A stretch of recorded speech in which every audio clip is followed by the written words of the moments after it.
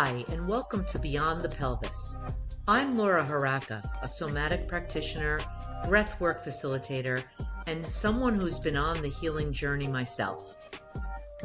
I know what it's like to live with chronic symptoms and feel disconnected from your body, and I also know how powerful it can be when we start to listen, slow down, and heal from the inside out.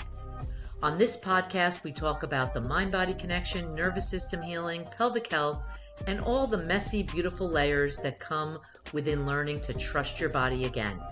Whether you're brand new to this work or deep in your process, I'm so glad you're here. So let's dive in. So welcome to another episode of Beyond the Pelvis. And today I am honored to welcome a truly inspiring guest, Michael Hodge. Michael endured 5 years of severe pelvic pain, along with challenging urinary and sexual issues. Through his own healing journey and a deep dive into innovative mind-body medicine, he has not only transformed his own life, but now helping thousands of others reclaim their pelvic health. Welcome to the podcast, Michael. Well, thank you for that, Laura. I sound like a very impressive person because of the way you said my bio. You are very impressive. We got to own it. But no, really, I'm happy to be here. And I love the name Beyond the Pelvis because the pelvis is just where the symptoms are appearing. That doesn't mean it's where they're really coming from. So that's what we're going to talk about today, which is why people are listening. Because if they have pain in their pelvic floor and they do massage or they do stretches or they do some sort of regional treatment and it works, get back to living your life. Turn this podcast off, honestly. Exactly. So if your symptoms are still hanging around, though, that's what we're here for. We're going to do our best to point you deeper. Exactly. Thanks for pointing that out. So I'm wondering if we can just start out, if you can just share a little bit about yourself, who you are and what brought you into this space. Yep. Yeah, I mean, I never thought I would work in pelvic health. It's not something, most boys when they're growing up are like, yeah, I want to be in that sort of career someday. But when I was 22, I started having pelvic floor issues. Things got really intense, really severe. I went to urologist, second urologist, third urologist, tried lots of Western medicine. I did then I was like, I'm just going to go all natural with this, work with indigenous healers, work with various kinds of modalities, Qigong, etc. And like the things still weren't changing. Things still weren't going away. But yeah, that went on for 5 years at different phases. And I was able to finally come out of that. And on the outside of that, I've learned a lot. And I actually ended up partnering with a mind-body informed physical therapist. And we created some programs together. And now I've learned a great deal about pelvic health along the way through osmosis, working with her, and then also my own clients and studying a wide variety of things. I'm really, really intrigued by why symptoms even get created when there's no organic disease pathology. It's very interesting to me. And it's very interesting to see how in my own life as well, I've had periods of times with headaches or digestive issues. And I'm like, wow, it's all so interconnected. They're not separate. So yeah, I'm just a scientist of life and doing my best to help other people to heal. And I want to create the most effective way for people to heal their pelvic, urinary, and sexual issues. And I think that is possible. We're on track to do that. So, this came on for you at 22 years old. What Yep. was that like for you? That must have been pretty scary as a 22-year-old man. It's really scary. Men react terribly to pelvic floor, urinary, sexual issues. They're like, oh my God. And I've had a lot of clients, in their teens and 20s, and they're so scared because at this age, like I should be having the best sex of my life. I should be feeling super strong, no issues. I go to the urologist. He said, you shouldn't be dealing with this at your age. And he looks at my diagnostics. He's like, you're very healthy. There's nothing seemingly creating this. And that creates even more fear and confusion. And so even if you're in your 30s, 40s, et cetera, maybe someone's in like their 60s, 70s, 80s, and they think, okay, maybe my body's degrading and that's what's taking place, the degradation of the body. But yeah, so a lot of anxiety and fears compounded on top of the situation. Yeah. So who are your patients, your clients that you work with today? Yeah, I mean, I currently work with men, ages, let's say 18 to 70 something. And I have worked with some women in the past. I wrote a book called The Root Truth, It's for men and women. Everything that we're going to talk about today, by the way, is applicable to men and women because regardless of your anatomy, the nervous system and brain related aspects are all the same. There are just certain specific therapies or modalities we'll use at times when you have testicles or if you have a vagina. So there's like a couple of variations. But yeah, men that have hard, flaccid, pelvic floor dysfunction, overactive bladder, premature ejaculation, erectile dysfunction, pudendal neuralgia, a lot of different kinds of pelvic floor symptoms. I help mostly women, right? But the tools that we use are probably both the same. It's just sometimes there's different anatomy and different body parts as well. It is. It's very anatomically focused. That's why people feel more comfortable at times working with a man or a woman. Like, oh, you actually understand. And I kind of joke sometimes about people who are asking AI about ED and things like that. I'm like, well, I mean, that AI doesn't have a penis, so it doesn't really understand somatically what it's telling you. And I think there's a beautiful part of connecting with a real human being because they have lived experience, not just with the wisdom of experience and the intellectual information, but they have a somatic field. They viscerally feel what you feel, or perhaps felt it in the past. And I think that that's really beautiful and powerful. So when you are able to get help or be guided or be a part of a group of others who actually feel what you feel or have felt what have felt in the past, that's really big. Exactly. It really feels good to work with someone that's actually experienced these same symptoms. It's one of the reasons I started my membership because people felt who joined the pelvic healing circle that they're not alone and they're working with someone that has had these symptoms as well as them. Yeah. Yeah. And of course, practitioners who haven't had all the wide range of symptoms, they can also be very beneficial, very useful. But it is a unique aspect of, I think, what I do. And yeah. And I mean, there are a lot of things we could talk about today. We talked about briefly before even the conversation began, going to the root cause. And I just want to go straight to it Yep, because and I'd love for you to do that. That was my next question for you. I think How that's do it. you Yeah. help people get to the root cause of their symptoms? That's the big question is what is really causing my symptoms? Why are they here? And we start at the very beginning. It's like, okay, I have pain in my pelvic floor, my perineum as an example, and why is that there? Well, maybe it's because there's tension in the pelvic floor muscles. So you learn a lot about that and you're like, "Oh, why is that happening though?" Well, and then you look up information and maybe your physical therapist is saying the way you're sitting, the way that you're breathing, maybe even what you're eating is creating some pull in the lower abdominal muscles and et cetera. So you see a lot of mechanical factors that could be influencing that. But then then you learn more and you're like, wow, actually, the nervous system, the autonomic nervous system controls these muscles significantly more than these other factors do. And so, why would the autonomic nervous system be bracing and guarding and holding down and contracting these muscles? Because people who have these pelvic floor tensions and pains and symptoms often notice they'll attempt to let them go. It's like, let me do a reverse Kegel, relax. Boom, 30 seconds later, it's already back, instantaneous. Why is that happening? And so that points to something deeper. But then we go, why is the nervous system even creating this tension response? That I would call that the root cause. And so the root cause is getting all the way to the core, the first domino to be tipped over. And I like to help people though, kind of going in reverse. Because like I said at the beginning of this, if you can do a stretch and feel great, move on with your life. We don't have to turn this into a 5-year long healing journey if your body is fine. But if you're seeing chronic recurring symptoms and patterns, that's when we need to go further in. And we go further in. And so I like to take people as far as they need to go, if that makes sense. It makes a total sense. I'm a somatic experiencing practitioner, but we don't have to go and explore every single trauma that's happened in their life in order to heal. We can just go back and find the pattern that's happening in their life that's re-triggering these symptoms. That's exactly it. And so that's what I help people identify is what is present here now, not necessarily a total inventory of anything that could have happened in your past and that you have to know exactly the moment in which you were traumatized or something happened 7 years ago or when you're 8 years old. And that's why this is here now. Part of your journey may take you there at some point, and that's okay. But that's really not where we want to focus on. We want to focus on what's present in the body right now. So, how do we do that? Often through somatic practices. I have guided meditations. I do different things either live in a group or even it's pre recorded. What I like to do is something called a somatic memory release.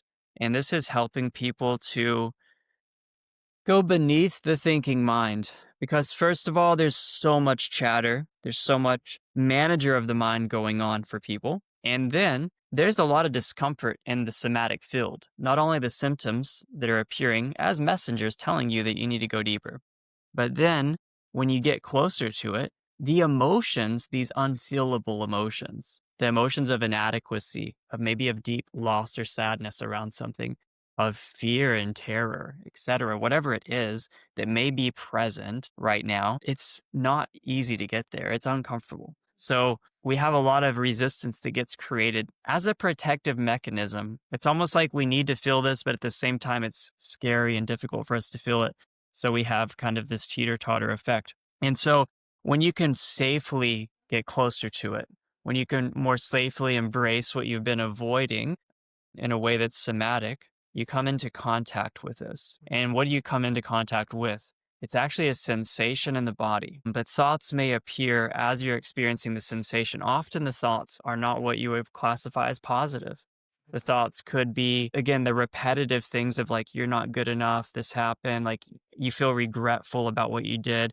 You may have memories appearing, all of that. The thing that I help people with is to experience the sensation without fueling the thought. And so it's just a raw sensation, and you can feel it and you can embrace it and you can allow it to have its natural passing. Because an emotion is energy in motion, and these somatic memories are just energies in motion that got stuck because they were resisted at some point, because we just weren't able to handle it. It was too much. Maybe we really didn't learn how to experience our emotions. Maybe life was too much. It was such a traumatic experience that we just needed to move on, keep calm, and carry on. And But that's when these things get stuck, when things yeah, happen exactly. too fast and too quick, and it's Yeah. too much. And also, yeah, if you don't have the resources or the tools or maybe the learnings to even be able to take care of it yourself. Like growing up, I didn't learn emotional exploration, emotional regulation, the ability to feel the somatic field and go deep into it at school, at church, at home. I didn't learn any of that. I mean, everyone really should. So we're having to like relearn something that's very human, actually, I None would of say. us were taught this. You know, most of us had different things that came into our awareness, like be a big boy or don't be a crybaby. So we were shown to repress our emotions. So we never learned it. And hence we have a society in chronic pain right now. Yeah, no, for sure. Exactly. Because it wasn't safe, seemingly, right? And we had to be survivalistic. There's this tribalistic approach of, us versus them. It's just ego on a mass scale, essentially, culturally. But so, yeah, going down into the root cause, it may sound like it's really complicated or hard. It's really not. It's just stopping everything, maybe taking some deep breaths, doing a breath work, something that can help interrupt the mind and relax the nervous system. So I do relax, reveal, release. Those are the Mhm. 3 R's. It's like relax the nervous system in some way, because then you can come closer into contact with what's even there, which is reveal. And whenever it's been revealed, as it's happening, the sensations are being noticed. We're not running away or stopping it, which is pretty hard to do initially. So you Mhm. may not like succeed the first few times, and we come back and we just sit in the fire a little bit longer, and then the sensations are felt, and so it can be released. Getting to the root cause, it's not a mind game, it's not mental. And this is what I didn't understand when I was younger, and a lot of people don't understand. It's actually about feeling something, and it's really surrendering to the feeling. And people are like, this is so crazy. How could this make my pelvic pain go away, my overactive bladder? What happens is that these somatic memories and the way that your nervous system was even molded can be repatterned. It can be rewired in a sense because the resistance is no longer there. So the natural flow of energy through your body, you could call it prana, you could call it chi, you Mhm. could call it cellular health, lots of different things, the energy centers of your body, they're going to flow. It's going to be more vibrant because these blockages don't exist. We still don't have good diagnostic tools to see these somatic blockages in the body. I think in the future we will, but we are, moving in that direction. In a nutshell, though, that's getting down into the root cause in a way in which you can actually experience it. And it's very powerful for the healing journey. I love that. Relax, reveal, release. You kind of break it down very simply for Yeah. clients. But what do you see as the biggest challenge that you face with your clients? Oh, well, it's distraction. Distraction is very comfortable. And distraction is such a problem right now in 2025, even compared to like when I was a kid or the age of the internet, the fast paced movement, the ability. I was watching a video on YouTube recently, ironically enough, and this was so good. He was like, we have a chronic issue of not being bored. Like we need to actually embrace the ability to just be bored and to not have something going on at times. We're supposed to do that as human beings. And it's so true. We have the ability to have endless, infinite entertainment digitally, typically through our phone or other possibilities. And so we're talking, using our phone, social media, porn, masturbation, food, drugs, etc. These distractions that take us away from the present moment and that take us away from the feeling that's inside of us, something that really needs to be integrated. Because when you really settle and you do these somatic practices and you get into contact with what you're feeling of life, you get into more of a rhythm with life and more of a flow, and you notice subtleties. You notice when you start to contract to life. You notice that you're acting in a way that's not really in alignment, and you get better at making micro corrections versus stuffing it all down and then decompressing a little bit at a time with the distractions, which is what I think what most people do. I think so too. We go down these rabbit holes with the internet and with YouTube and with TikTok, and we wind up not paying attention to what's happening in our body at the time. Yeah, exactly. And what's happening in our body when you're dealing with chronic symptoms, it's really freaking uncomfortable. You really don't want to feel that. And I don't want to be misunderstood here. I don't say, hey, just sit in the fire when you're at level 9 pain. Actually, no. If we can do a relief practice and get our symptoms down to where they're bearable to do some of these things, I always encourage that. So, I mean, if you can do massage, if you can do a sauna, a hot tub, if you can do stretches, go to a body worker, etc. Something that will, an intrarectal massage, intravaginal massage, microcurrent machine, etc.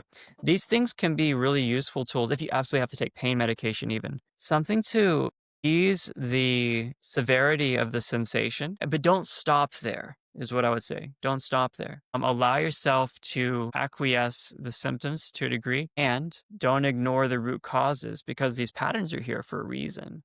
They're not random. You mentioned physical modalities. When the sensations are extremely high at a 9 or a 10, we don't always want to do somatic tracking or things like that. We want to give ourselves some safety, do some things that make us feel better. And I'm wondering if you can talk a little bit about, is it contradictory to what even Sarno says about, giving up physical modalities? And with pelvic health, how does that relate to your clients? I think the misconception here is that Sarno was trying to say, don't use physical modalities as a total means to an end. Don't use the physical modalities as the fixing activity, because that's what he was trying to say, I think. If you are doing pelvic floor physical therapy and you're doing stretches and your expectation is, if I just do this every day for the next 3 months, 6 months, I'm chipping away at sort of this pelvic floor misalignment, the pelvic misalignment, the musculoskeletal system, etc. That's really not what I've seen to be true. I think that it's fine to use a practice if that's what your body needs in the moment, while not ignoring the full reality of sensations, trauma, blah, blah, blah, that could be experienced. So I don't see it as we're definitely going to have to do stretches a certain way. And no, you don't have to do really anything. You need to feel what needs to be felt. And your body needs to move to be healthy. You need to eat healthy food, be joyful, live life that way. But certain practices, when you have severe symptoms, can allow you to, get through that. And that's good. Yeah, personally for me, I stopped physical therapy at a certain point because it wasn't helping. But that doesn't mean that I am opposed to it. It doesn't mean that I don't take time, even now, to stretch my body, to eat good food. If I want to go to foot reflexology, I give myself these moments of self care. And that's really important. That's what it is. Yeah, exactly. There's just a difference between like when I was going through my issues for a while, it was like, okay, I have a pelvic tilt and the way I'm sitting, the way I'm breathing, the way I'm moving is wrong, so I need to fix it. And if I do these stretches a certain amount of time each day, I can quantify it like it's some sort of trajectory. And from everything I've seen, that's not really the case. It can be the case after like a severe accident, automobile accident, etc. Physical therapy is very, very good at realigning the brain and the muscle and the alignment of the bones back to function. So it's really good at that. Now, if you're having these symptoms though, and there's not a clear tissue damage or other cause, it may not be the right approach as like a long-term fix. Right. Exactly. Exactly. So I'm kind of curious, you work with males and sometimes, talking about these issues can be really hard and you have to be pretty vulnerable and open and honest in order to even receive help so you know what's going on. And I'm curious how big, shame comes up in your practice with your clients. Yeah, I mean, one thing that has helped a lot is the fact that I hold nothing back. So like in any of my interviews or my book, etc., I just laid it all out. I Mhm. think that it helps that people know, hey, I'm willing to tell the truth. There's no shame, there's no judgment. We just love one another here. Creating a safe container of that kind of leadership and allowing another person to do it. And there's just no stigma, there's no jokes or judging or anything at all. It's very loving, very compassionate, just people being real. And so we have these private communities and these private calls, and it's just men. And I think that helps a lot. Of course, people experience it, though. They experience it the most around sexual issues, premature ejaculation, and ED, for sure. They're much more likely to want to talk about. And I remember myself too. I was more likely to want to talk about pelvic pain than like premature ejaculation because somehow it seems more shameful.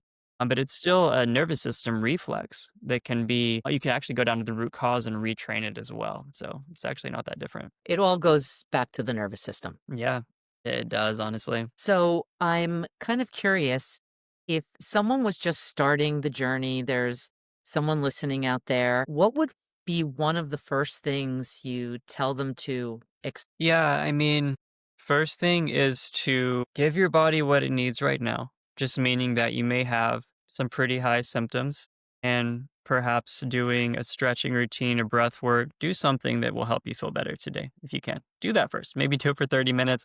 You're sitting down, you're like, okay, feeling a little bit better. Next would be some sort of experience of just being with what's really present inside of you. It's what I talked about earlier. If you don't feel like you can do that on your own, finding a practitioner, working with yourself, Laura, myself, maybe a somatic experiencing practitioner, people like that, having someone who could be with you to help you get closer to what you're actually feeling is really useful. It's really useful. I would just say that, sure, there are lots of tools and books and blah, blah, blah. But if you really get down to it, and the thing is, too, people are so busy. I was thinking about this before our interview. People just scrape off the top all the time. They'll do like a 10-minute meditation, or like, I'll sit down and see what I feel for 5 minutes. Their thoughts of like, what am I going to eat after this? What do I do with it? And they're never really getting past they're not even getting into the default mode network, which is just like the thoughts firing and firing. And they're definitely not going beneath that into just pure awareness of the sensations. That typically takes some time, especially if you're newer to it, I guess you could say. I'm talking like sometimes 30 minutes or an hour, or having like multiple hours where you're not busy, where you can just walk around and like there's nothing on your schedule. You can go out into nature, give yourself a whole day off, maybe where there's nothing on your plan. Like you really need time and space. I talk about this a lot in the book. People are like, how do I reveal the root causes? What's really going on inside of me? But they're so busy. They're doing things constantly throughout the day, and the distractions they're there, and they're never really settling. If you're not settling into the body, you can't feel what's there. Right. Yeah. So true. And I do daily videos every day with like a breath work or a somatic tool or a mind body Nice. tool.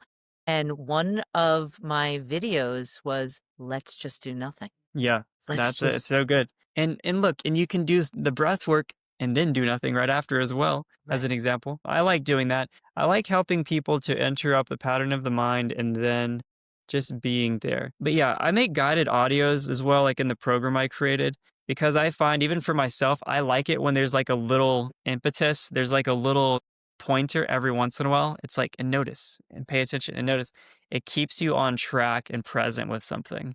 So those can also be useful. I have some of them on my YouTube channel and a lot more on our program. But simply put, that's where I would start. And it's so counter to what most people would say to do around pelvic health, actually, around a lot of these symptoms. But I'm trying to give you a shortcut. And a shortcut doesn't mean that it's easy, it means it's direct. This doesn't also have to be really hard. It's just something that's unfamiliar to people to sit, be present, and be with their feelings. It's not something people are used to doing. It's really not. And yeah, and someone may be listening. It's like, how does this really lead to urinary frequency and blah, blah, blah. And we won't get into it greatly. If you read my book, The Root Truth, and you do more research on it, you'll see how the autonomic nervous system is controlling the genitourinary system, the gastrointestinal system. So you might have digestive, I often see digestive issues and pelvic floor issues heavily correlated. It's the most common secondary kind of symptomatology that I see connected. And but yeah, it's related to nervous system dysregulation. A high percentage of people are in this chronic state of fight, flight, or freeze for a great majority of their day, and they don't realize it. And it's this chronic nervous system dysregulation. We need to simplify our lives. We need to get more comfortable with not having something happening in every moment. It's not natural and normal, I think, to be looking at a screen for like so many hours a day and to constantly be doing and doing and doing. And so slowing down a little bit, coming home to reality, coming home to life, coming home to you is such a beautiful way to heal and to just rebalance and reset. And often these things will happen in our lives because a change is needed. So not only is there the emotion and everything, but the emotion will lead to potentially you like needing to end a relationship or potentially you getting a new job or moving. I'm not saying jump straight to doing those things because that's not it. It's not about taking that action. However, when you get down deep into it, and I say this from experience, we have such heavy resistance to the feeling that, no, this isn't right anymore. This isn't right anymore. This isn't for me. But it's like, no, I have an abandonment wound, or no, I have this feeling of, I'm so attached. I could never leave this relationship. I finally got into a relationship and I don't want to leave it now. And, even though it's not loving to you anymore. So there's a ton of that goes on that will then end up downstream creating these symptoms, essentially. Yeah, because I see as a practitioner recurring themes with women with pelvic pain. I see them a lot after hysterectomies. I've seen them when they want to have children and can't conceive, or they have differences with their partners. And I'm curious if you see a lot of these recurring themes or the root cause, as we've been talking about today, with men. Yeah, for sure. So, a couple I'll point out. A large majority of my clients are classified as type T for type tension. This personality of putting a lot of pressure on themselves. These are people who hold things on the inside. So they hold it back. They don't always speak their truth. They don't really want to ruffle any feathers. They're really conscientious, really kind, very ambitious, achievement oriented, goal oriented, very future focused. And they're not, beach bums just living day by day, surfing every day. Never seen anyone like that have chronic pelvic pain tension, by the way. But interesting. These kinds of guys are, so there are some personality tendencies that create a lot of pressure, a lot of fear and anxiety that will be held and locked down in that part of the body. Another thing related to the sexual center, I see a lot of guys who are really concerned about being good at sex and wanting to attract a really wonderful mate. and be able to last long enough and like be adequate and basically please their man or please their woman, this will lead them to doing things like edging and masturbation practices where they're trying to last long. And sometimes then they'll have hard flaccid or et cetera. They'll be like, oh, and this is why now I have pelvic floor issues. It's been 3 years because I was masturbating. And then they like, hate themselves because of it too. So a lot of it will be tied up in that kind of sexual side and the personality side of holding things on the inside, not really just being honest and open and feeling like they can be free to be themselves socially and with others, and putting a lot of their focus on the future instead of the present. Right. Yeah. We put a lot of pressure on ourselves, and I find it's the same thing. Some of these things you're talking about, they're the same things with the women. Yeah. They're, even though we're have different parts, anatomical parts, they're still the same type of themes that Yeah. cross over. They definitely are. But they're, like you said, around childbirth, and that's a unique thing. There's such a importance there for a woman. And it's like the side of, on the masculine side, men feel emasculated when they cannot get an erection, when they can't have sex or really engage there. It feels so primal as a man to be able to do Right. that. And I think it feels primal as a woman to be able to give birth and have children. And it's really in our biology. Exactly. Exactly. So you have so many great skills. You have a book, you have a program. If you could just tell us a little bit, if someone's looking to work with you, where could they find you? What does your program look like? What would that be? Yeah, for sure. I mean, I would start out with the book if you like reading The Root Truth. It's really great, very deep, goes all the way through this. If you want a lot of practices and tools and conversations, go to my YouTube channel, Transform Pelvic Health. There's a lot of good stuff on there. Finally, go to the website, transformpelvichealth.com. We have two main programs. We have Overcome, which is a 12-week program for men dealing with pelvic floor issues, urinary issues. And we have an 8-week program called Vigor, and that's to help men who are dealing with premature ejaculation and ED. And so these are guided programs that have all the tools in them that are helping you do the things we talked about during this conversation, because it can be a lot to figure it out on your own. So it guides you through it. You have the guided audios. What do you do each week? What do you do each day? And I'll be there as a coach. I have another coach on my team where they're interacting with you, keeping you accountable. So it's a really great hybrid approach.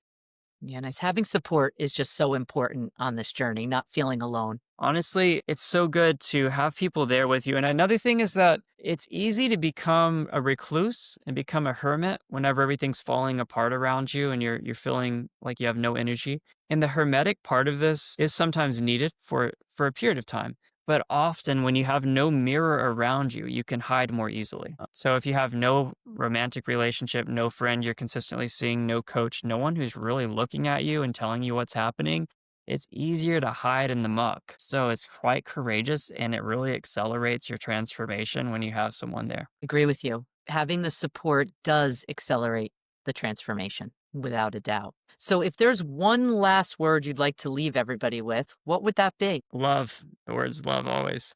Yeah, Yeah. definitely. I love that. Loving yourself, loving others. It's all about love, right? Yeah, this connective tissue of life is love. So when you feel connected to a tree or a smell, or you as we talk, and your smile and just the joy and everything, it's love is that connective tissue of the juice of all of us being together, all of life being together. Um, and that's it. So if you don't feel that love as I'm saying it on this conversation, so I was like, well, your heart may be kind of closed off, and that's okay. It's just, it opens up as you get down into the somatic field and you let things pass through. And that's exactly what we're talking about. Because then there's a natural opening again. And we experience this love as our natural state, actually. If you notice, a baby is born smiling and laughing and happy, not like depressed and apathetic. So Right. that's Yeah. our natural state. That's beautiful. And to end it on that note, I loved having you on the podcast. It was a pleasure to have you here, and I appreciate all your tools for our listeners. Well, thank you, Laura. It was a really good conversation. Thank you so much for tuning in to Beyond the Pelvis. If today's episode resonated with you, I invite you to join us inside the Pelvic Healing Circle, a supportive space for deeper healing, connection, and transformation. And if you enjoyed the show, it would mean the world if you took a moment to leave a review on Apple Podcasts. Your words help others find this podcast and remind them that healing is possible. Until next time, stay connected to your body, trust your inner wisdom, and keep going beyond the pelvis.